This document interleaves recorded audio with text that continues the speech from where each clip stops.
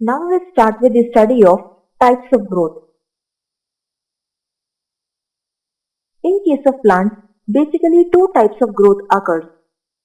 That is primary growth and secondary growth. What is primary growth? In plants, initially, the root, shoot, stem and leaf systems develop due to the activity of apical meristem. Such a growth increases the length of the plant from time to time. Such a growth is known as primary growth. Thus, in a primary growth, increase in the length of the plant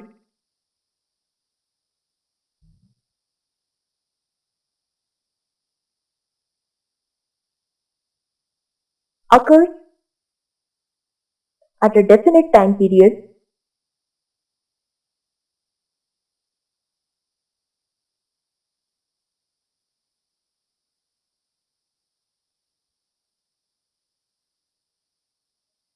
due to the activity of apical meristem.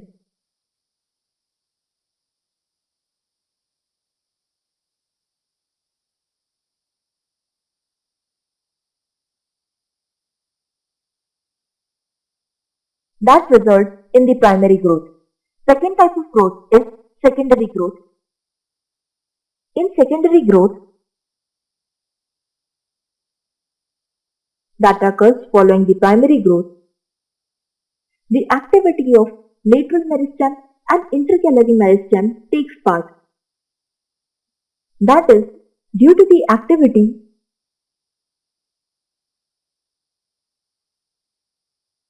of lateral meristem, which is also known as cambium,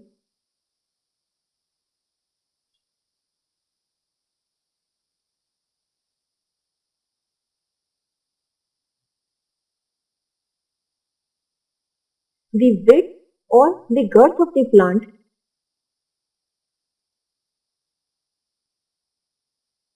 increases.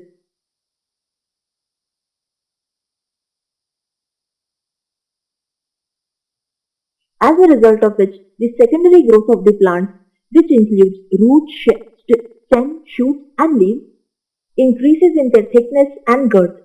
In monocot plants,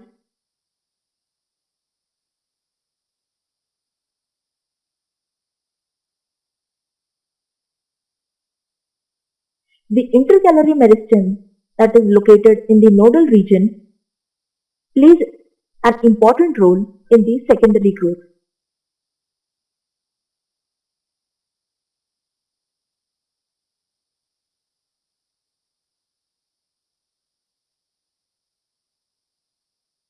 That is, these intercalary meristem causes the secondary growth.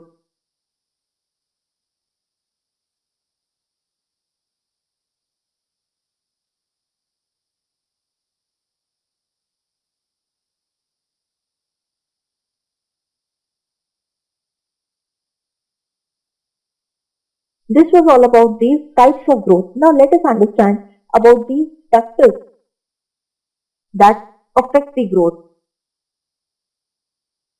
of the plant. The basic few factors which affects the growth of the plant include water, that is availability of water, which helps in increasing the turgidity of the cells,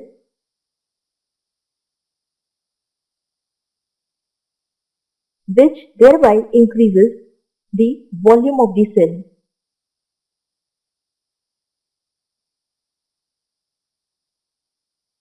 And helps in various biological processes.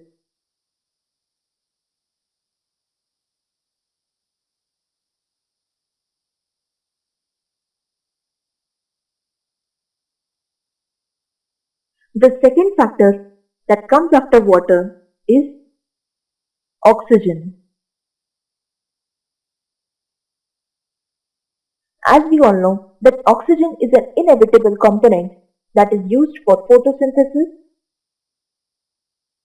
and respiration. That is, it helps in carrying out the photosynthesis and respiration process in plants. Third factor comes is temperature.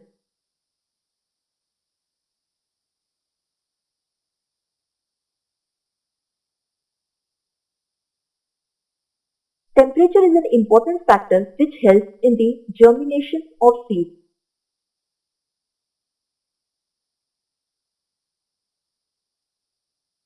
A proper amount or a proper temperature is needed in order to carry out such a process of germination, which ranges from 28 to 30 degrees Celsius. Thus, this is the proper temperature range which helps in the germination of seeds. Following it comes the fourth factor, that is light. As we all know that light is the most essential component in order to start the process of photosynthesis.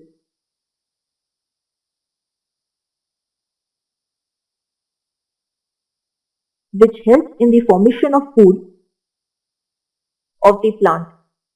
Following it comes the last factor, that is nutrients. That is very obvious. In order for the nourishment of the plant, essential nutrients should be present which helps in carrying out the growth and development of the plant. Deficiency of such nutrients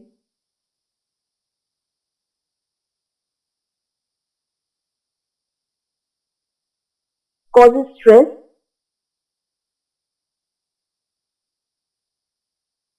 and thereby decreases the growth.